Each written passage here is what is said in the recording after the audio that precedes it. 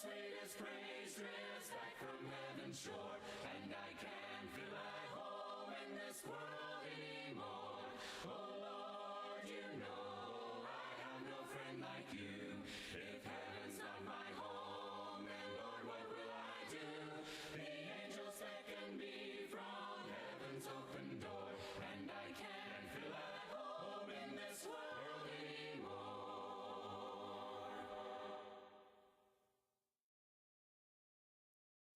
This world is not my home, I'm just a passing through. My treasures are laid off somewhere beyond the blue. The angels beckon me from heaven's open door, and I can't feel at home in this world anymore. Oh Lord, you know I have no friend like you. If heaven's not my home, then Lord, what will I do?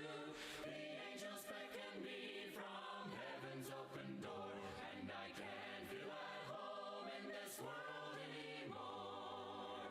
They're all expecting me, and that's one thing I know. My Savior pardoned me, and now I onward go. I know He'll take me through, though I am weak and poor, and I can't feel at home in this world anymore. Oh Lord, you know I have no friend like you. If heaven's not my home, then Lord, what will I do? The angels beckon me from heaven's open door, and I can't feel at home in this world anymore. Just up in glory land we'll live eternally. The saints on every hand are shouting victory.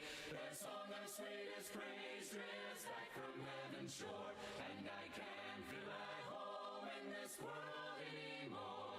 Oh Lord, you know I have no friend like you. If heaven's not my home, then Lord, what will I do? The angels beckon me from heaven's open door, and I can't feel at home in this world anymore.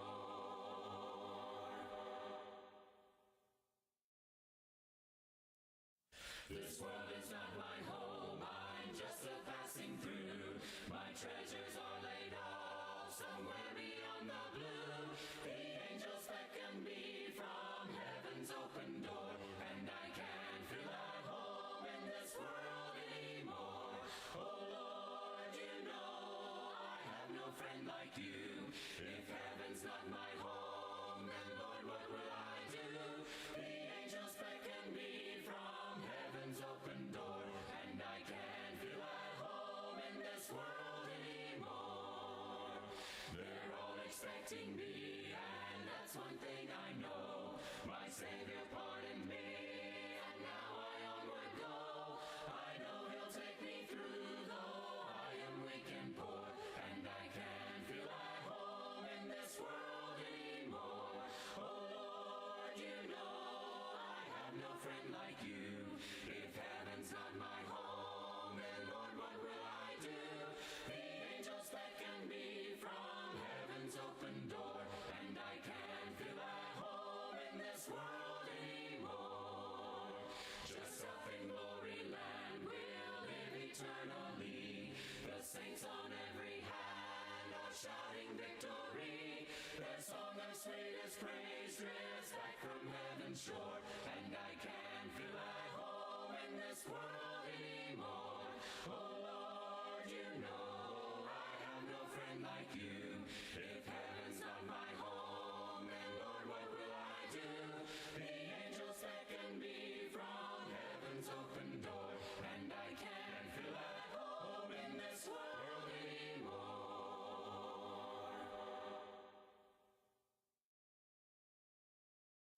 This world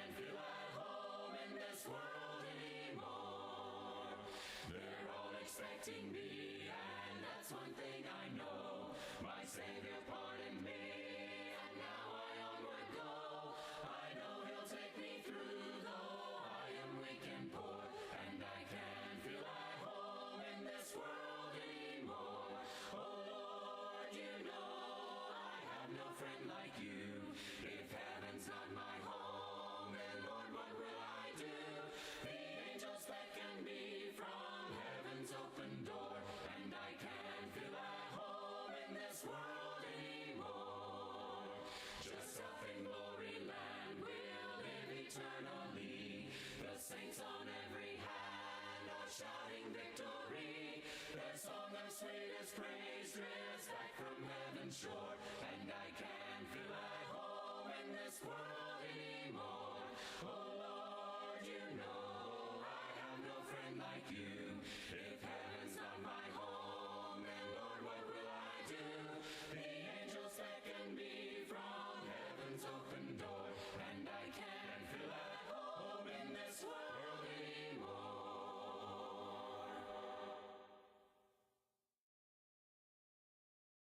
This world is not my home, I'm just a passing through.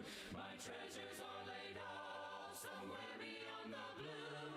The angels beckon me from heaven's open door, and I can't feel at home in this world anymore.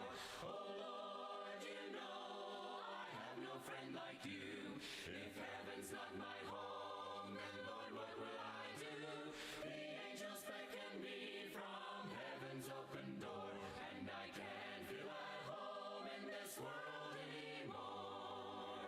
They're all expecting me, and that's one thing I know. My Savior pardoned me, and now I onward go.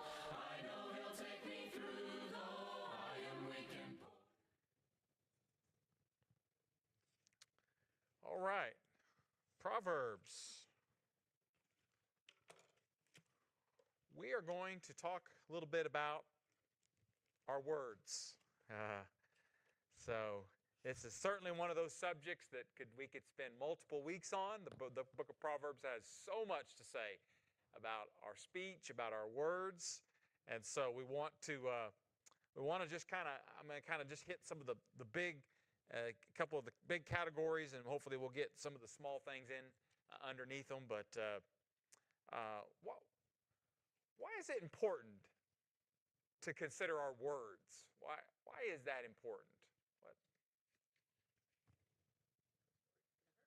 Words can hurt? Tells you where your heart is? Yeah, I like that. Why is words important? Yeah, Dolores? Yeah, it's not just the negative that they certainly can do. They also have the power to uplift and do good things. What else? Why it's important to consider our words? Anything you think about that? Why that's important?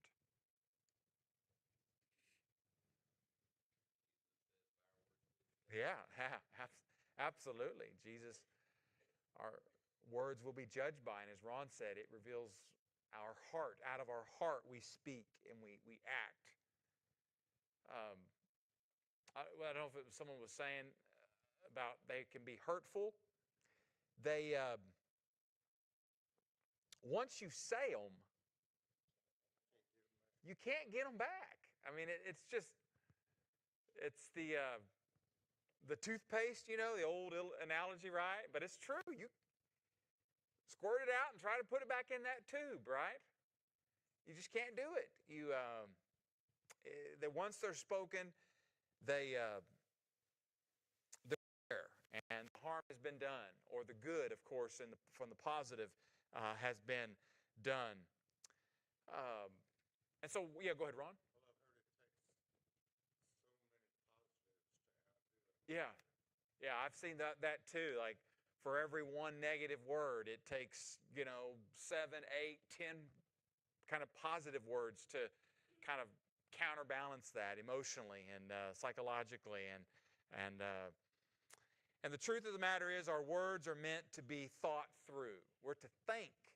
Did you ever hear that? Did you ever see anybody say that to you, or did you ever think before you what? You speak. Heard your mother say that, right? Now none of us, we're not proclaiming tonight that we do this the best, that we don't struggle at this. But our words are meant to be thought through. And so there's words that are foolish and there's words that are wise. And I think we have a problem with words today in our culture. People feel like they can say whatever they want to say and that they have the right. That's right, you can't, but they can. They can be belligerent and ugly and offensive, but the minute someone else is to them, or social media. I like what one person said,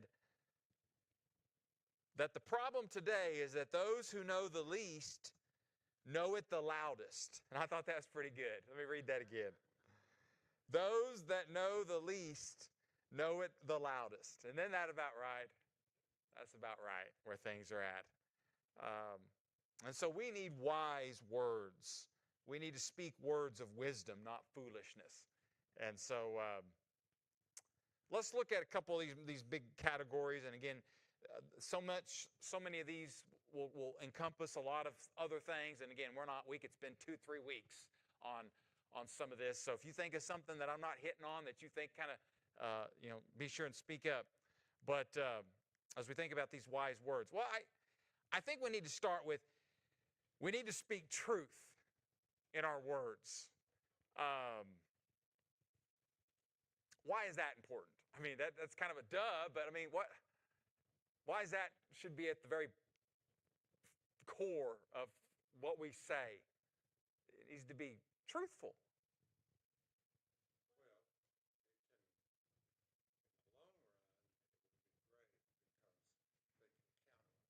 We can count on it. We build trustworthy. We build respect, and our integrity.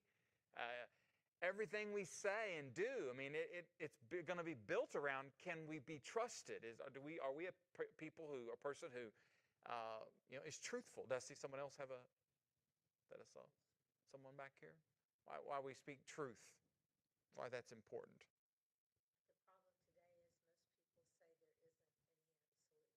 Sure, yeah, people are often wishy-washy on absolutes. But beyond kind of just the moral, theological, doctrinal, just every day what we say should be truthful. We have a culture that is just embracing falsehoods and promotes it and celebrates in it, seemingly. And yeah, do what?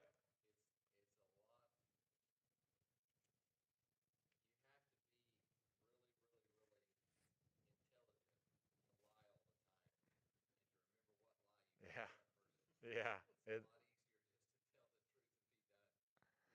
yeah, yeah. I like that. But our relationships, our character, um, what we and I mean, let's get words are powerful. Words that are spoken that are not true, they can lead us astray. They can lead others astray.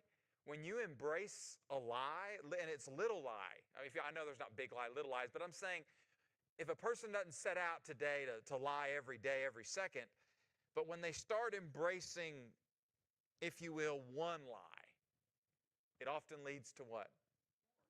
More lie. Because then, of course, you got to lie about the lie, and, it just, next thing you know, you've got someone who what? Their life is habitually, it's false. It's not true.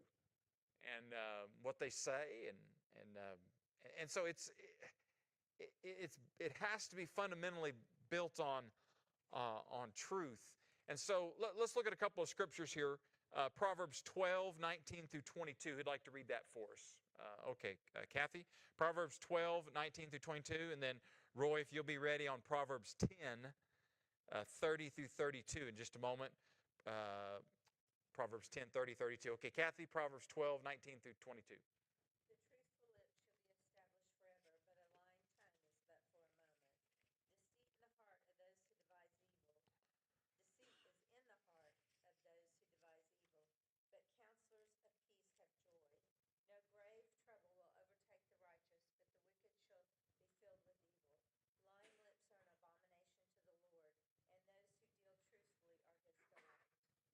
Look at there in verse 19. Truthful lips endure forever, but a lying tongue lasts only for a moment. What do you think about when you read that? Kind of a practical, what do you think he's saying there? The lying tongue lasts only for a moment. you certainly get caught in it. Sooner or later, you're going to be found out. Yeah, absolutely.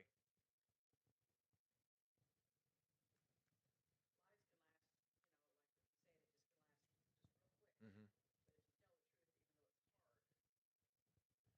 Yeah, yeah. What do we remember? What do we look back on and say, this was good and this was right and this is worthy of praise? Don't we do it for things that are truthful? I mean, if we look back on things that are, negative, like lies, if we remember that, it's a don't do that, right? It's don't be like that. But we remember words and deeds that are what? Based on truth, based on, uh, and so he says, these is what endures forever. Not only in this life, of course, we know in the afterlife. Deceit is in the hearts of those who plot evil. And again, these are general proverbs. No harm overtakes the righteous. Insert general proverbs, right? These are general truths. Don't take that to press that more than what it is. The Lord, verse 22. Mine says, detest. What else does some of yours say, Trent? An abomination. What do you think about when detest, abomination? What words come to mind? What? Hates? Very strong. Yeah. When you look over at Proverbs 6, I didn't put this scripture up here. I should have, but then we'll get to Roy's scripture in just a moment. But look at Proverbs 6, verse 16. There are 6 things the Lord hates, 7 that are detestable to him. Now, let me tell you what that means. That's the Hebrew way of saying 6, but it's not limited to 6. That's right. That's right. These are not the onlys, but notice what we do have highlighted. And notice haughty eyes, lying tongue, that's 1. Hands that shed innocent blood. A heart that devises what? That's 2. Feet that are quick to rush into evil. A false what? Witness who pours out. That's 3. So let me do my math. I'm not good now, but they don't let preachers do counting. But out of 6, how many revolve around lies? 3. Okay, Ron, give it to us. Mm. Yeah, that's right. That's good, Ron. I like that. 4 out of 6. So that tells us how God feels about that. And so, okay, Roy, let's get you now. Roy, read Proverbs 10, 30, and 32 through 32. The righteous will never be removed, but the wicked will not inhabit the earth. The mouth of the righteous brings forth wisdom, but the perverse tongue will be cut out. The lips of the righteous know what is acceptable, but the mouth of the wicked what is perverse.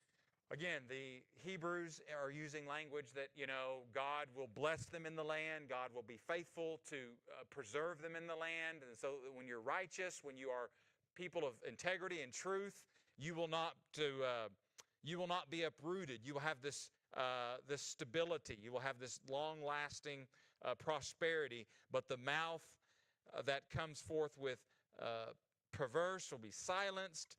The wicked. And so here he's talking about that which is true versus those that speak dishonest and lying. Look at Proverbs 15:23. Let's who's got that? Okay, Ron. And then Proverbs 15:23, and then somebody get verse 11 as well. Who's got that for us? How about over 25:11? Yeah. So Ron, you get 25 or 15:23, and then Dolores, you can do 25:11 here. Okay, Ron.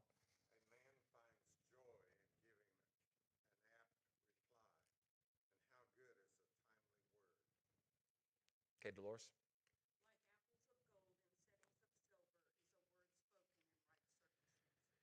Okay, so let's talk about when you think about words that are, uh, truthful here, let's think about that. Uh, let's see here. Yeah, the all right. Let's look at. I'm sorry, I got ahead of myself there. A couple of things that I think about here in this with the next one here. Okay, so we've talked about truth in our words. Here we go.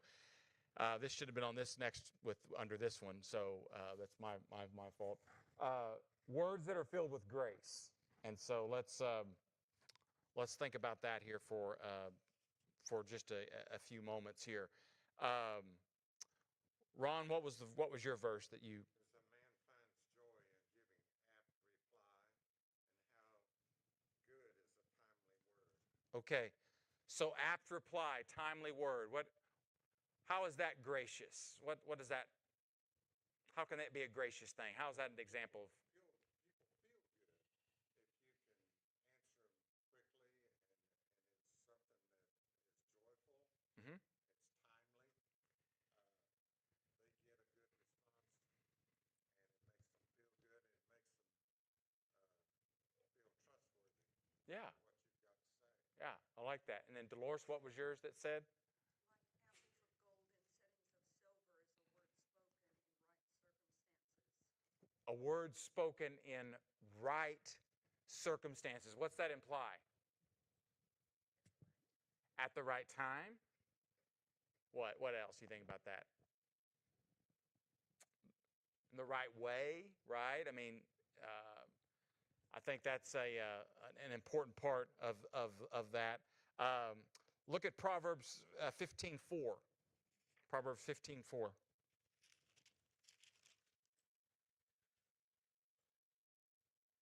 Someone read that. Who's got that for us? Proverbs 15:4. Okay, Tony?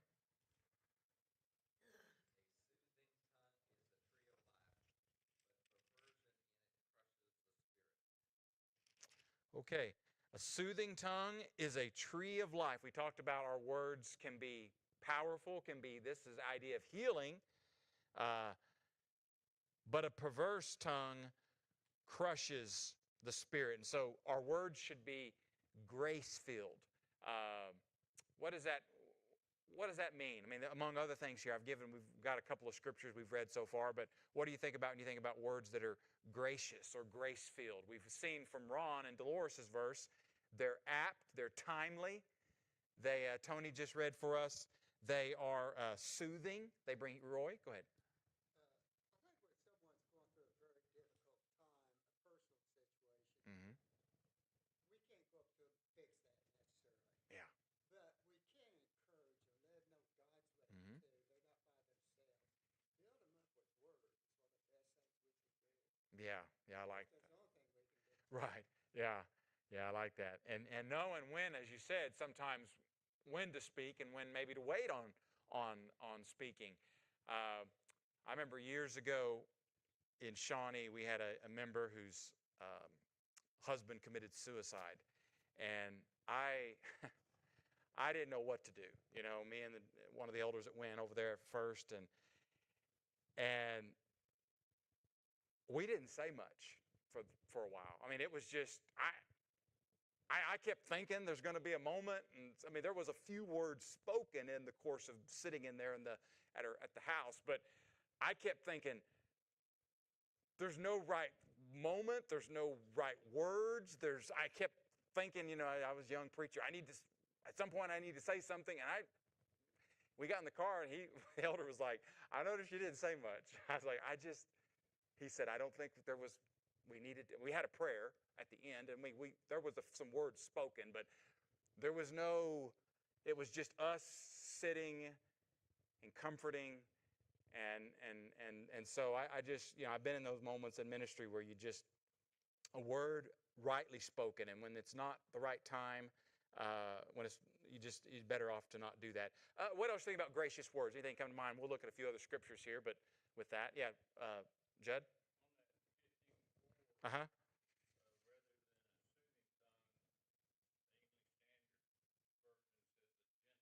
Gentle tongue, yeah, that's what.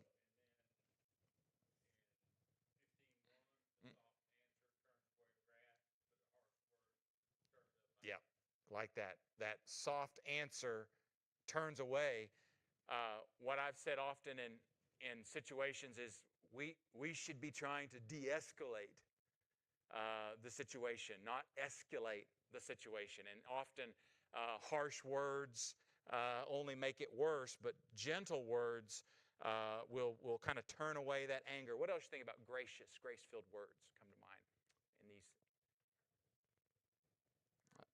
Kindness, yeah, kindness, encouragement, um, power to heal a broken spirit. Uh, I think that coming back to this idea of grace, I think you also have to have um, kind of a sense of humility. That I mean, what are we talking about when we talk about extending grace to someone, being gracious? I mean, what are we talking about there? What's that idea, that word of grace, gracious? What are we saying? Okay, unmerited favor, but we're saying extending to somebody what? A favor, patience, forgiveness, tolerance, understanding, empathy, um, love, compassion, all of which we want what? For ourselves when we're going through whatever. We've done something, right? What do we want? Understanding and tolerance and forgiveness and patience and love and kindness. Well, what should we be extending to others? I mean, what did Jesus say? That golden rule.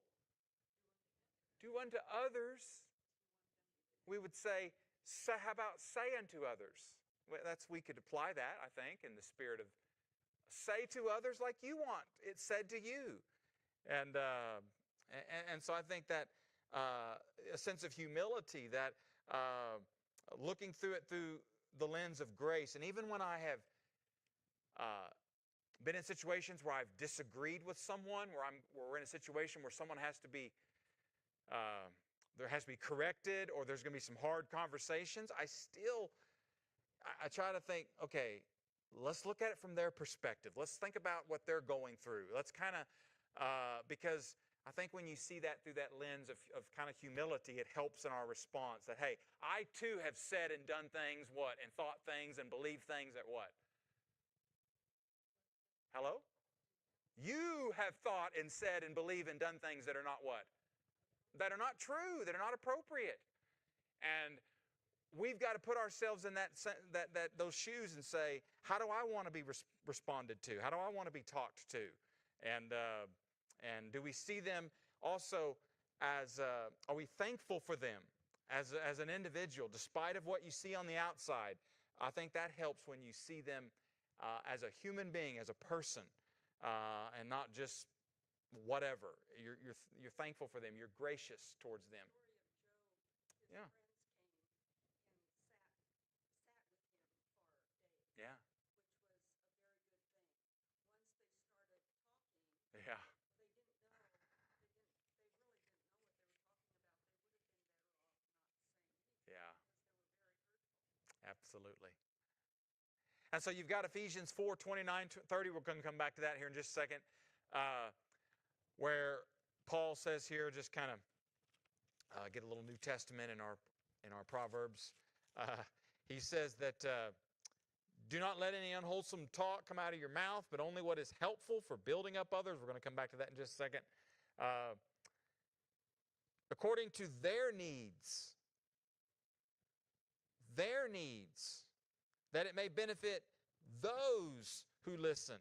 Do not grieve the Holy Spirit of God, whom you were sealed for the day of redemption. Get rid of bitterness, wrath, rage, anger, brawling, slander, along with every form of malice. Be kind, compassionate to one another, forgiving one another, just as in Christ God has forgiven you. And then Colossians chapter 4 and verse 6, where Paul says, first of all, he says in verse 5, be wise in the way you act towards outsiders. Make the most of every opportunity. Verse 6, let your conversation most of the time be full of grace. All right, Dolores, you got me. Wait a minute. Is that saying all of my conversations need to be filled with with grace. Is that really what that's saying? Wow, that's pretty incredible, isn't it? That I've got to always be mindful of my words, and it doesn't mean we don't speak truth. We'll come back even to that on correcting, um, but that they're full of grace, that they're seasoned with salt, uh, that you may know how you ought to answer. And so there's a healing property. There's um, a love, a kindness. We're not talking about minimizing truth and hard conversations and even confronting people that need to be things need to be dealt with. But I think that's real important here. Um, any other things you think about on gracious words, words full of grace, filled with grace that come to mind? Well, look, kind of this goes with it. It's encouraging words, and we've kind of talked about that several times. Proverbs 27:2. Who'd like to get that? Who hadn't got to read for us here? Proverbs 27:2. Who hadn't got to read for us? Okay, Marcia. And then somebody get ready. Uh, uh, Proverbs 25 and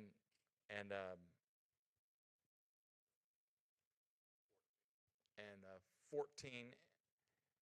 Okay, do 27:2, Marcia.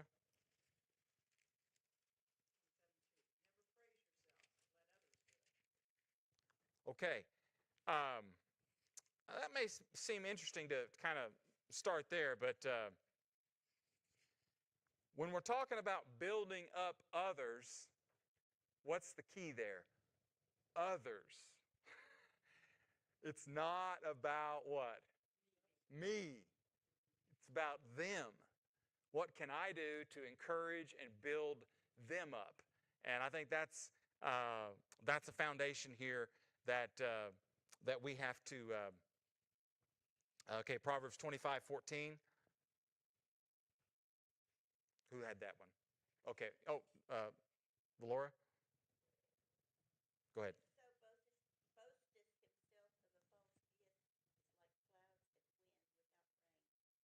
Yeah, like clouds and wind without rain is one who boasts of gifts never given to them. I like that.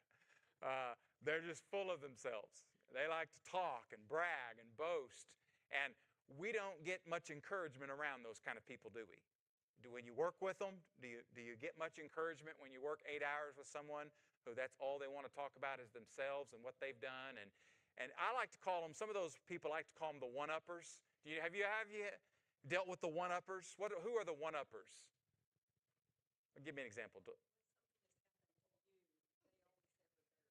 When something's happened to you, they've got a better story. Somebody says, man, I shot a 10-point buck this weekend.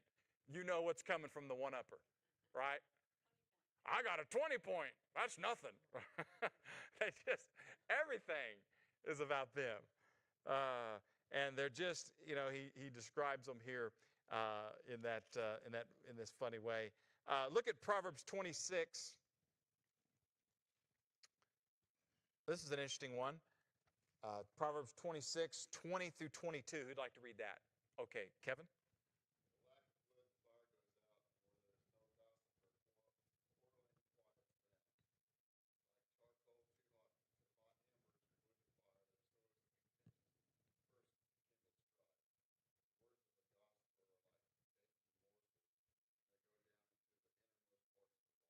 Don't you like how the visual word picture he paints for us there?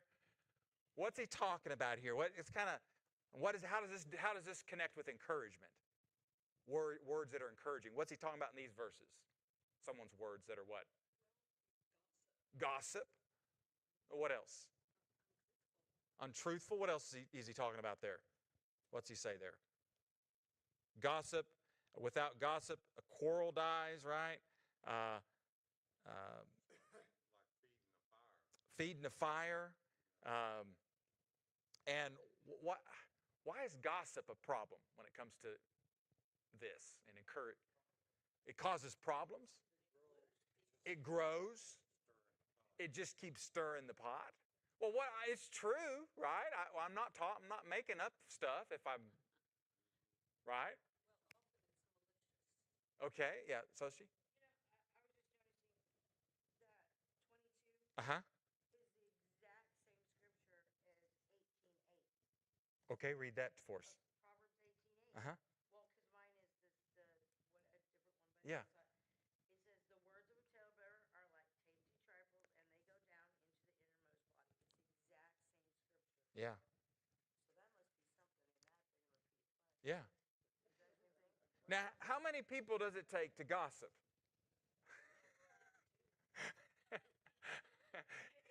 I mean, have you ever seen somebody gossip by themselves? Not really. You got it, boy. Okay. but yeah, Betty. Okay, yeah. It may not be the same. Yeah. It starts out and it's mostly true. It's all mostly, and then it, yeah. Especially where we get to, we don't know all the details, so we fill in the what? Well, I think, I heard, I've noticed, I think what's, we start, and then the person you're telling to, he can't remember, she can't remember if that was a part of the, so it's, yeah, they, and it's, yeah. Yeah. And even again, even if it's true, every word you're saying, let's say you don't embellish, let's say that what we just read earlier with Ron and Dolores, a timely, does it helpful? Is it building up? Is it, does it, and I think that's with gossip, it's a, gossip it's toxic. It infects others. It creates strife and quarreling. How do you stop that? I mean, what's practically what do we need to do to stop that? Don't participate. Walk away. I heard somebody say one time, he's like, if they're talking about somebody, I just go towards that person and say, hey, I think they got something to say. I thought that's one way to do it. Just find them at church and. Well, Tony has good advice. He always says, go to the person. Uh huh. Yeah. Yeah.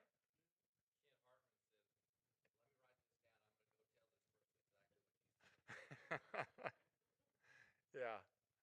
Yeah. So these are the things that really, really cause relationship problems, uh, church problems and disputes.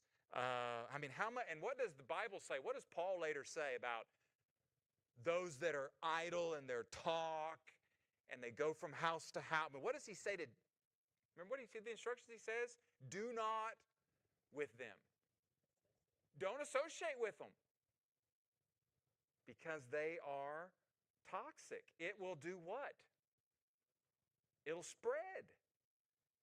It'll spread. I mean, if everybody it's human nature. We love a good story. The more juicier, the more, and if it bleeds, it leads. I mean, that's human nature. And yet, when it comes to the church and our relationships and life, it's poison. Talking about things that we ought not be talking about, certainly with other people.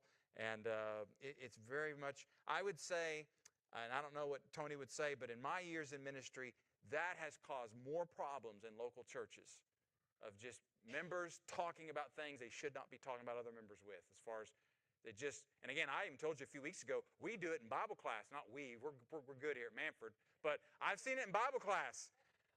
We need to pray for Sister Johnson and her husband because, the police got called the other night and it was bad and we really need to pray. And the kids one of them got, kicked out of school and it's really bad. I think that, right there in Bible class, we're starting to what? Kind of gossip. And is it helpful? Does it do anyone any good to hear that? What's it going to do to the person when they find out? So, yes.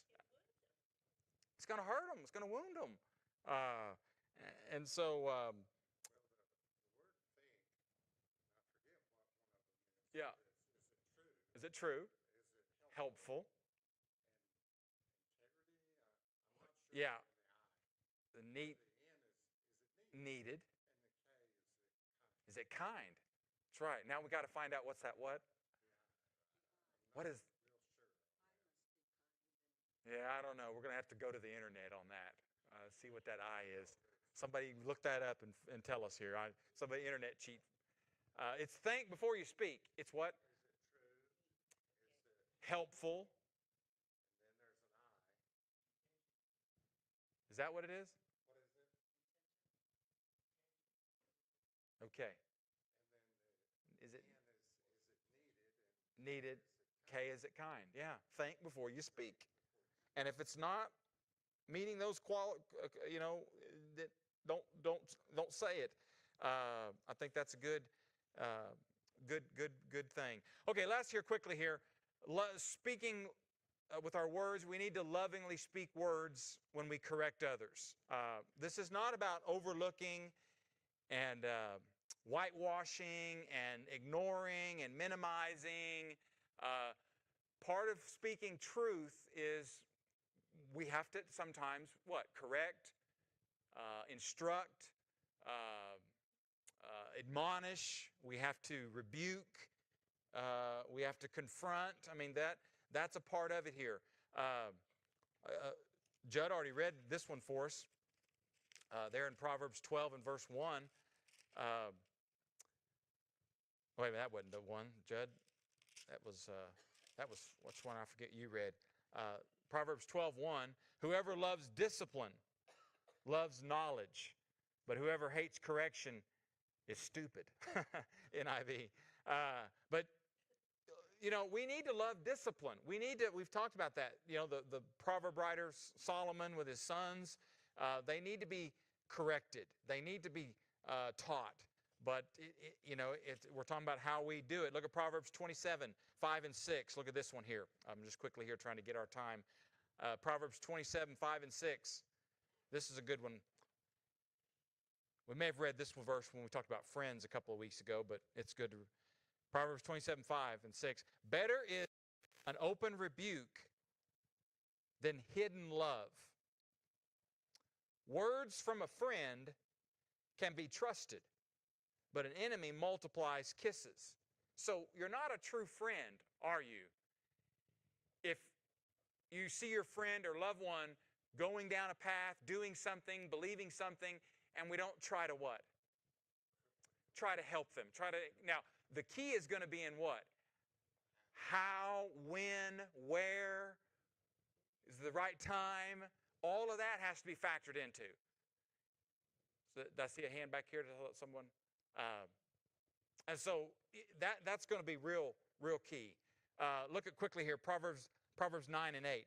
Keep looking here before we get almost out of our time. Proverbs 9 and 8.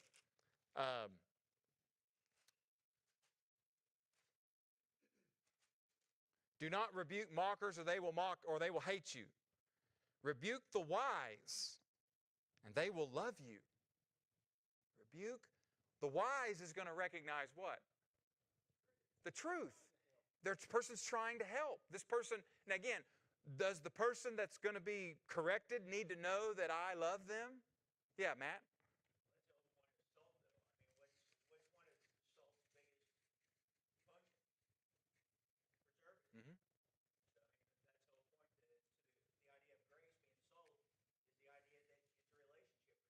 Yeah. I care about you. That's why I'm saying this. I love you. And that other person, for truth to be received, that person has to know that, don't they? That this person what? Loves me. This person is not trying to what? Hurt me, embarrass me, win an argument. They're not trying to openly shame me. They love me. Remember what Galatians would say? I've got it in there, that when a brother's caught in sin, you who are spiritual, go and do what? Restore them. That's love. And so he talks about that. And then Proverbs, quickly here, Proverbs 15 and 12. Mockers resent correction, so they avoid the wise. Proverbs, and then look at the Lord here. He's the example of this. Proverbs 3, 11 and 12. My son, do not despise the Lord's discipline. Do not resent his rebuke, because the Lord disciplines those he loves, as a father the son he delights in. The Lord disciplines. And the word there is not, it's instruction. It's not just, don't think just punishment. It's beyond more than that. It's instruction. It's everything that involves, training in the path of righteousness and wisdom is that discipline, doing what's right. There's a right way to do it. There's a wrong way to do it. The Lord loves, just like you love your kids and grandkids, so you discipline them, you teach them, you correct them. Again, but it's how you do it, where you do it, when you do it, who can do it, right? And so that's a key there. But love is going to do that. And of course, Ephesians 4:15 says what? Speaking the truth in love. And it has to always be, agape love is me doing and saying for your good, your ultimate good. And I'm not going to say and do anything that's not in your best interest. And I'm not going to say and do those things that are going to hurt you and harm you and embarrass you. That's not my intentions. I'm doing this for love. And I'm doing it the right way. And so we all struggle with this. I think we're all on a growth level that we have to grow in this. And this one's tricky, our words. Remember what James says about our words and our tongue? You can master everything, tame everything, but you can't what? And what he's saying is, he's not saying you can't be in control of it. He's not saying that you can't mature. But he's saying, the way I interpret that is, you can never master it to the point that you walk away and never have to think about it, never have to worry about it. We always are having to what when it comes to our words? Think about them. It don't matter if we're a seasoned Christian, if we're 70, 80, if we've been a Christian. It doesn't matter if we're elders, deacons, preachers, whoever we are. We all have to continue to think about this. And because our tongue is so of a challenge for us. And so let's have words that build up and encourage and love and speak the truth. And so anyway, all right, we will, next week we're not having class. Okay, Tony, go ahead. Get Tony. Inspirational. Oh, okay. The eyes for inspiration. Yeah, do you inspire? Is it, yeah. Yeah. There we go. Does it improve on the silence? Yeah. Okay. I like that. Yeah. So let's all think, right? This a little bit more about our words. Next week we won't have classes. We'll have a prayer service online. So with Thanksgiving. All right.